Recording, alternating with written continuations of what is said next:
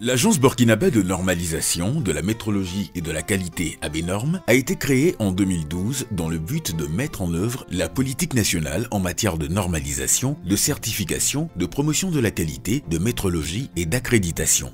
Ainsi, pour veiller à la santé et à la sécurité des consommateurs, ces normes sont élaborées dans plusieurs secteurs d'activité.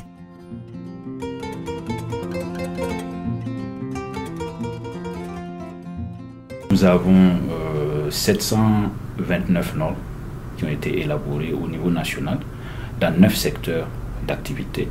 Je peux citer les produits alimentaires, le bâtiment génie civil, les produits chimiques, le textile, l'électrotechnique, les cycles et cyclomoteurs, l'environnement, les emballages.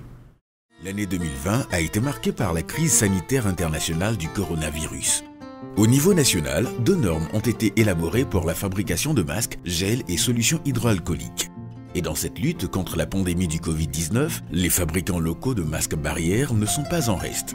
Dans la semi-unité industrielle de François Ier, l'on s'attelle à fabriquer des masques en coton homologués. Suivant les prescriptions de la norme, la fabrication de ces masques se fait selon un processus dont la première étape est le débouillissage des fils de coton avec de l'eau oxygénée, utilisée ici comme une solution antiseptique.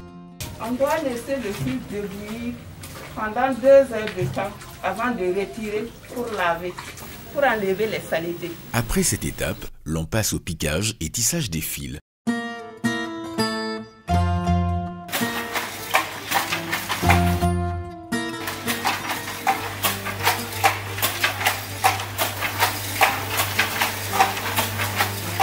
Scrupuleusement contrôlé au centimètre près. La norme exige le respect de 220 grammes au centimètre carré. La qualité du tissage, la manière il tape, c'est très important. Nous ne sommes pas à l'industrie où tout est réglé par l'ordinateur. Alors nous, on a ce qu'on appelle un compte-fil.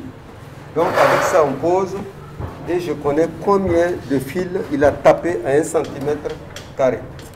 Et en tapant comme ça, en fonction du centimètre carré qui est tapé, je peux savoir sur 1 mètre carré quel est le poids de grammage.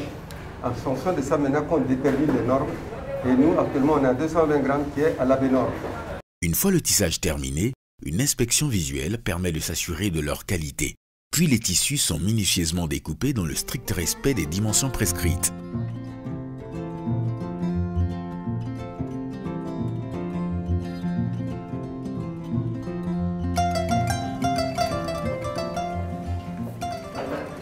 À cette étape, on a reçu le produit fini qui est venu chez les femmes que vous avez vu tout à l'heure, qui ont fait avec de l'eau oxygénée pour le blanchir, et la qualité du tissage aussi que je vous ai montré et qui correspond aux normes et qui fait que tous les pains sont triés, toutes les qualités qui correspondent aux normes qu'on nous utilise. Il y a des pains qu'on refuse, il y a des tissages souvent qu'on refuse.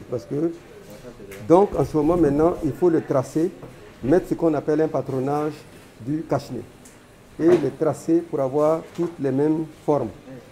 Après, on coupe avec la machine pour avoir les formes identiques, pour que ça suive toujours les normes, parce qu'on continue toujours dans les normes. Et si on coupe avec les mains et les ciseaux, il peut y avoir des cache-nez qui peuvent être les cache-nez, mais il ne pas avoir les normes identiques. Quand on veut faire 1000 cache-nez, il faut que tous les 1000 soient identiques. L'étape de la couture constitue la dernière phase de la confection des masques barrières. Ainsi, ces masques devraient présenter une innocuité vis-à-vis de la peau et de l'air inhalé. Le laboratoire de la direction du contrôle qualité, sous la houlette de M. Ian Patrice, accompagne les fabricants afin que leurs produits répondent aux exigences normatives. Au niveau de cette norme, il y a l'exigence, ou du moins les exigences sur le tissu d'abord qui a servi à faire le masque. Ça c'est un. Et le type de masque. Donc ce sont ces deux phases que vraiment nous contrôlons. Nous faisons le contrôle visuel du tissu et du masque. Ensuite, nous faisons les tests au laboratoire ou bien nous les faisons faire avec le laboratoire de l'armée. Établissement public de l'État à caractère administratif, l'ABNORM est chargé d'élaborer et diffuser les normes nationales, les spécifications techniques et les codes de bonne pratique. L'application et le respect des normes élaborées est donc une garantie à la fois pour les consommateurs et les entreprises.